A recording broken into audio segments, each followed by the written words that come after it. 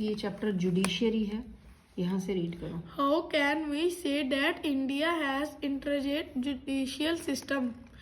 In India, we have an integrated judicial system means that the decisions made by the higher courts and are binding on the lower courts.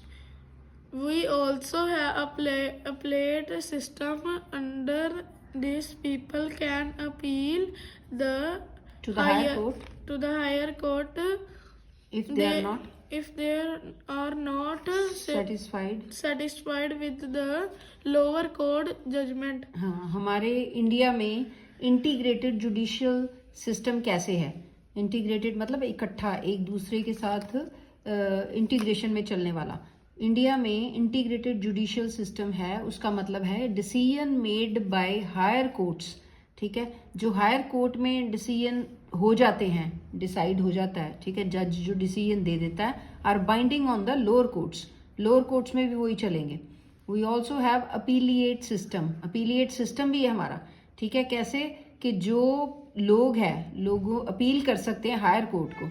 अगर lower court की judgement से वो satisfied नहीं है, वो higher court में appeal कर सकते हैं। Second question, How has judiciary played a crucial role in democratic India? Judiciary ने एक क्रूशियल मतलब बड़ा जबरदस्त रोल कैसे प्ले किया हुआ हमारा इंडिया डेमोक्रेटिक है, ठीक है, उसमें। In democratic India, judiciary played a crucial role by it served as a check on the power of the executive and legislature। तो ये क्या करता है, ये कैसे इसने क्रूशियल रोल कैसे प्ले किया है डोमेस्टिक इंडिया में? एक तो ये चेक रखता है, किसके चेक?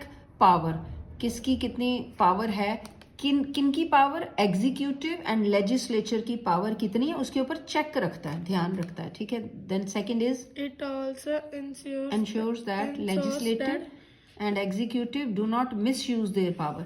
तो ये भी ध्यान रखता है कि लेजिस्लेटिव और एग्जीक्यूटिव मिस यूज ना करें इस पावर को। उनके हाथ में पावर होती है, तो ये कौन ध्यान रखता है?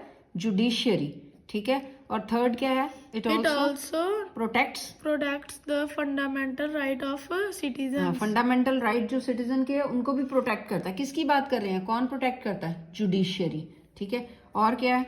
The member of the Constituent Assembly had quite correctly visualized a system of courts with an independent judiciary